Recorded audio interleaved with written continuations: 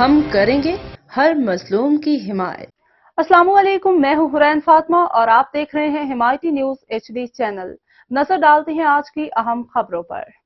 قائم مقام گورنر پنجاب کے دستخط کے بعد پنجاب اسمبلی سے منظور ہونے والا ہتک کے عزت بل قانون بن گیا۔ گورنر ہاؤس پنجاب کے ذرائع کے مطابق قائم مقام گورنر ملک محمد احمد خان نے بل پر دستخط کر دیے، جس کے بعد پنجاب اسمبلی سے منظور ہونے والا ہتک کے عزت بل قانون بن چکا ہے۔ ہتک کے عزت بل پر قائم مقام گورنر کے دستخط کے بعد صدر لاہور پریس کلب ارشد انصاری نے رد عمل دیتے ہوئے کہا کہ گورنر کو منصوبے کے تحت چھٹی پر بھیج کر قائم مقام گورنر سے دستخط کرائے گئے۔ پیپلز پارٹی نے بھی صحافیوں کے ساتھ دھوکہ کیا۔ ارشد انصاری نے مزید کہا کہ پیپلز پارٹی بظاہر صحافیوں کے ساتھ تھی اور اندر سے حکومت سے ملی ہوئی تھی۔ جلد ایکشن کمیٹی کا اجلاس بلا کر اگلے لائحہ عمل کا اعلان کیا جائے گا۔